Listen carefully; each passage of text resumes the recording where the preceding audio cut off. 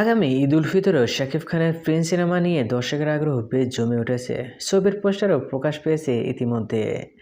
পোস্টারে দু হাতে অস্ত্র হাতে ঘিরে থাকা মানুষের মধ্যে দেখা গেছে শাকিব খানকে, আর তা দর্শকের মাঝে বেশ সাড়া ফেলেছে।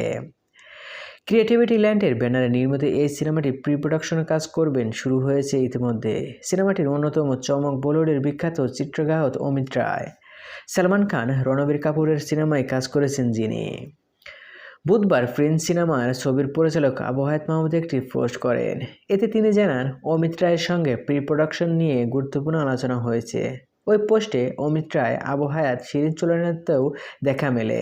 এছাড়াও এতে জায়গা করে নিতে দেখা যায় বলিউডের অভিনেতা আমিন খানকেও। মূলত শাকিব নির্ভর এই সিনেমায় আছেন বলিউডের চিত্রগ্রাহক। তাই ছবির প্রি প্রোডাকশনের মিটিং চলছিল মুম্বাইয়ের আমিন খানের সেটে। আর সেখানে হাজির হন বলিউডের জনপ্রিয় এই অভিনেতা।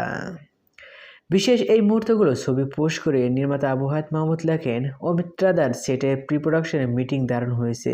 একই সঙ্গে সেট দ্রুত ঘুরিয়ে দেখতে পারলাম, এমনকি আমিন খানের সঙ্গেও দেখা হলো। দাদা, এমন সুন্দর মুহূর্ত উপহার দেওয়ার জন্য ধন্যবাদ। সো ভিউয়ার্স, শাকিব খানের এই প্রিন্স সিনেমার আমির খানের সাথে দেখা করে ভালোই হয়েছে না খারাপ হয়েছে, আপনাদের কি মতামত কমেন্ট বক্সে জানিয়ে দিন। আর হ্যাঁ, বিনোদন জগতের সকল খবর পেতে চ্যানেলটি সাবস্ক্রাইব করুন। ধন্যবাদ।